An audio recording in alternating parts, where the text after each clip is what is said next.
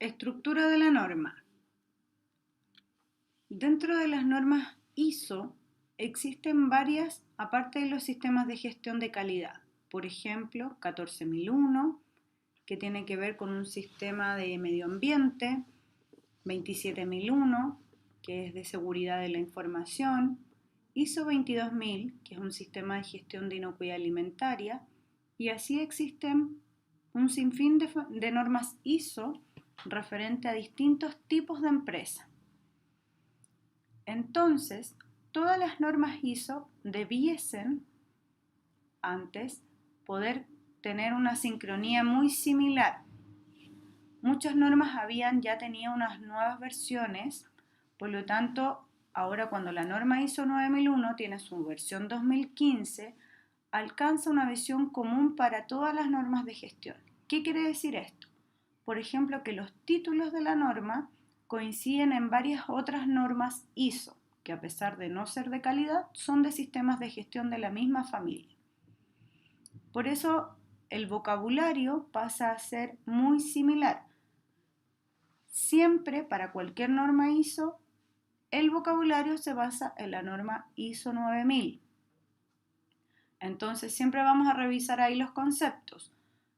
Pero existen ciertos requisitos que varían entre una norma y otra, pero la idea es, por ejemplo, cuando se hace una revisión por la dirección, que se incluyan todos los requisitos de la norma ISO 9001 y, por ejemplo, la 14001. Esto es lo que se denomina un sistema integrado de gestión. Cuando yo tengo como empresa dos certificaciones, dos normas para certificar que son ISO, entonces voy a visualizar que varios requisitos son similares. ¿Por qué similares y no idénticos? Porque varían según si es de calidad, si es de medio ambiente, si es inocuidad alimentaria. Sin embargo, se denominan sistemas integrados de gestión justamente por este nivel que tienen los requisitos de ser similares. ¿Cuántos capítulos tiene la norma ISO 9001 en esta versión 2015? Primero tenemos el capítulo 0, que habla de la introducción, ¿cierto? Que son los lineamientos que nos entrega la norma para poder comprender su estructura, estos cambios de enfoque. Y luego tenemos desde el capítulo 1 al 10. El capítulo 1 habla del objeto y campo de aplicación. ¿Qué significa esto? Tenemos que definir un alcance siempre de nuestro sistema de gestión. Va a ser la producción, el alcance va a ser el área administrativa, va a ser todas las áreas de la organización. Ese alcance debe estar definido. Las referencias normativas están asociadas, por supuesto, a la familia de las ISO que revisamos anteriormente. El capítulo 3, términos y definiciones, se basa en nuestra norma ISO 9000. Y desde el capítulo 4 son los capítulos auditables. Eso quiere decir que son los capítulos que poseen requisitos que debo cumplir. Contexto de la organización, liderazgo, planificación, soporte, operación, evaluación del desempeño y nuestra mejora. Esos son los capítulos que vamos a revisar a continuación. ¿Qué significa el enfoque a procesos de la norma? Si se fijan en nuestro dibujo, tenemos un proceso. El proceso se desarrolla con varias actividades que van a realizar nuestros trabajadores. Existe un responsable del proceso que está chequeando que cada una de las actividades ocurra en la sincronía que debe ocurrir y quienes lo ejecutan. Entonces, la primera diferenciación es el responsable del proceso y quienes ejecutan el proceso y las actividades definidas para que se logre el proceso. El enfoque a procesos tiene que ver con que todo lo que se realiza en la empresa lo debo estandarizar de esta forma. ¿Quién es el responsable de que ocurra? quienes ejecutan las actividades y cuáles o cuántas actividades tengo. Previo a tener esto definido, yo sé quién es mi proveedor. Cuando yo voy a certificar un área de la empresa, el proveedor puede ser interno, no necesariamente va a ser alguien externo. Y también tengo un cliente, que puede ser el cliente externo o un cliente interno, ¿cierto? Otra área de mi empresa. Para poder definir un proceso, tengo elementos de entrada, los mínimos. ¿Qué es lo mínimo que yo tengo que saber para poder entregar un producto o servicio de calidad? Los requisitos del cliente. Esos son mis elementos de entrada. Defino el método en que lo voy a elaborar y tengo un elemento de salida que debe ser igualitario a los elementos de entrada. Con estos elementos de salida debo comprobar que se cumplen los requisitos del cliente. Cuando yo evalúo toda esta figura, estoy auditando. Es decir, que la actividad 1 ocurre como lo definimos, la actividad 2 ocurre como se definió y así sucesivamente. Estaban definidos los elementos de entrada y se definieron los de salida y se comprobaron con el cumplimiento. El enfoque de procesos lo que permite es poder planificar. Cuando yo sé qué actividades debo realizar para un proceso, puedo determinar el tiempo que me voy a demorar, el personal que necesito para esto e incluso las competencias que requiere el personal para esto.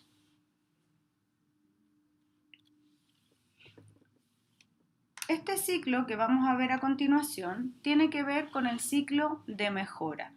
Todos los procesos, ¿cierto?, cuando están definidos en una organización, deben evidenciar alguna mejora. Pero para la mejora, ¿qué es lo que hago? Primero, planificar lo que voy a hacer.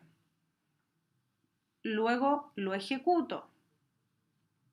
Posteriormente, verifico que lo que ejecuté está de acuerdo a lo que planifiqué. Y reviso los resultados y actúo referente a los resultados. Es decir, si lo que ejecuté no concordaba con lo planificado, debo revisar en qué punto se diferenciaron. Si justamente concuerdan, entonces debo actuar para realizar alguna mejora al proceso. Siempre existe alguna mejora que se puede realizar en todos los procesos. Base a esto, la norma lo que quiere es justamente que este proceso, que este diagrama, sea la metodología de trabajo. Es decir, independiente que esté obteniendo los resultados que quiero, siempre debo enfatizar que puedo realizar una mejora, evaluar qué mejora puedo realizar. El pensamiento basado en riesgos que nos plantea la norma justamente habla de tener controles. ¿A qué se refiere con tener controles? A definir los riesgos que puedo tener y en base a eso controlarlos. ¿Qué riesgo puedo tener? Y defino si voy a correr ese riesgo, lo puedo controlar, lo voy a eliminar.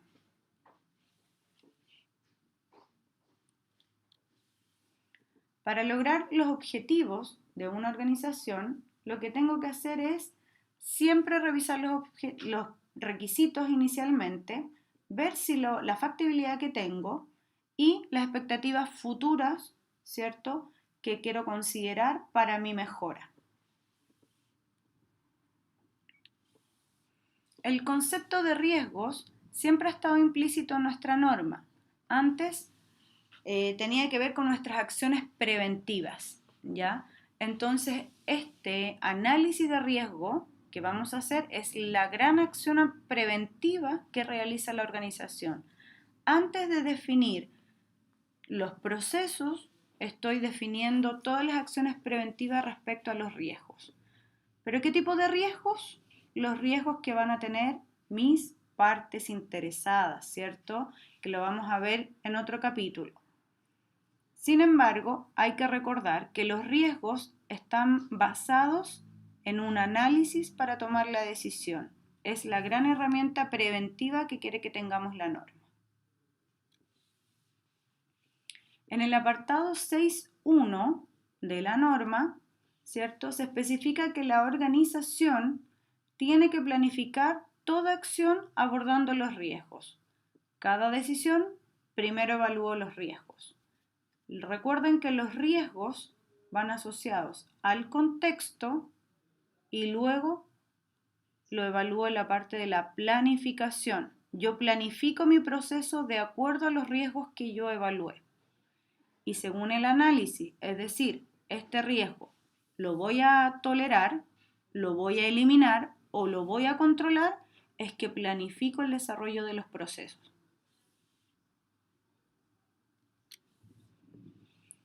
Toda organización va siempre a decidir qué metodología va a utilizar. La norma no es estricta, ¿cierto?, en cómo debe hacerse el análisis de los riesgos, pero hay que hacerlo.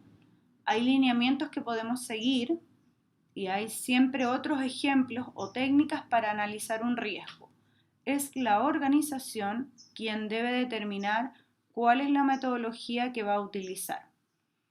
En este curso los vamos a orientar con algunas metodologías sencillas de utilización, pero recuerden que no es cerrado, pueden utilizar otras. Lo importante es que puedan evaluar los riesgos y tomar las decisiones correspondientes en base a una estrategia. ¿Qué significa la gestión de riesgos? Primero, voy a definir las partes interesadas de la organización. ¿Qué partes interesadas pueden haber? Recuerden que hay proveedores, hay clientes, hay socios, trabajadores, contratistas, etc. Todas las partes interesadas son aquellos que tienen intereses en que nosotros funcionemos como organización.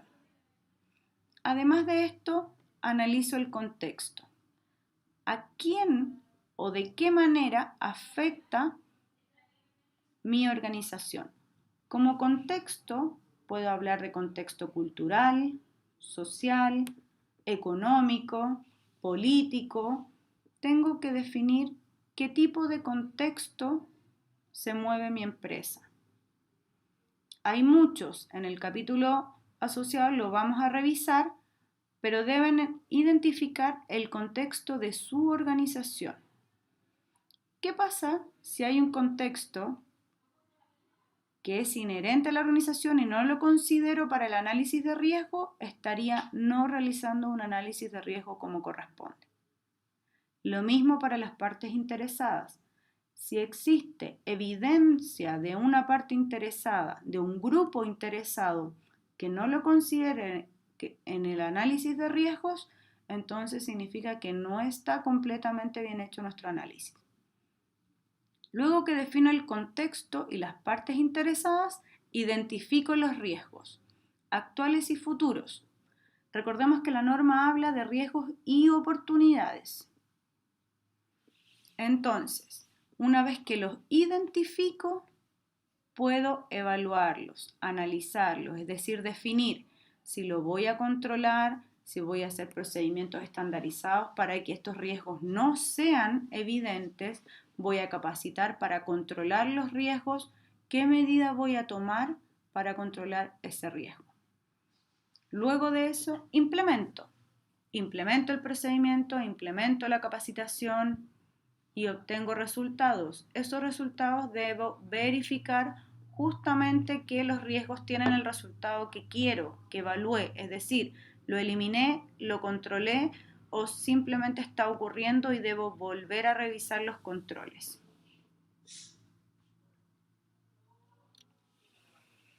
¿Cómo puedo evaluar los riesgos? Tengo que valorizarlos. Una forma muy fácil de hacerlo es categorizándolos con niveles. Un riesgo puede tener un impacto 1. Por ejemplo, ese impacto solo va a generar un retraso de un par de minutos en una producción. Otro riesgo puede tener un impacto 2. Me voy a atrasar una semana en la producción.